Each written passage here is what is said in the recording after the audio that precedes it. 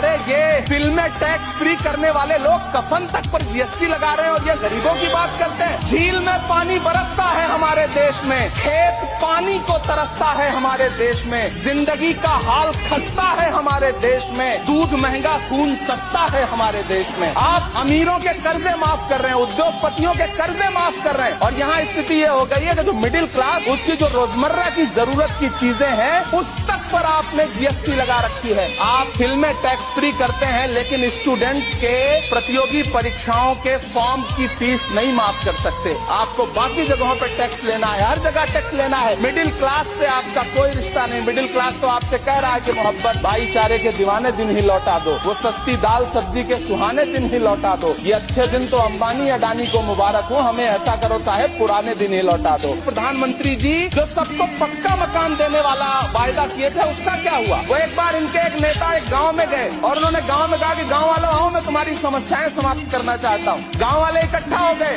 नेताजी ने गांव वालों से कहा बताओ तुम्हारी 2 समस्याएं बताओ, मैं दोनों समस्याओं का यहीं पे समाधान करूंगा। तो गांव वालों ने कहा साहब हमारी पहली समस्या है कि हमारे यहाँ कोई हॉस्पिटल नहीं है। तो नेताजी ने मोबाइल निकाला, कहीं फोन मिलाया और मिला के फोन पे पता नहीं क्या कुछ कहा कि यहाँ गांव में हॉस्पिटल नहीं है, हॉस्पिटल तुरंत यहाँ हॉस्पिटल चाहिए। गांव वाले खुश हो गए कि 1 मिनट में यहाँ हॉस्पिटल आ रहा है। अगली समस्या के बारे में उन्होंने नेताजी ने गांव वालों से कहा कि मैंने आपकी पहली समस्या समाप्त कर दी, दूसरी समस्या बताओ। तो गांव वालों ने कहा साहब इस गांव में कोई भी मोबाइल का नेटवर्क ही नहीं है। ये है इनके काम करने का तरीका, ये है झूठ बोलने का तरीका।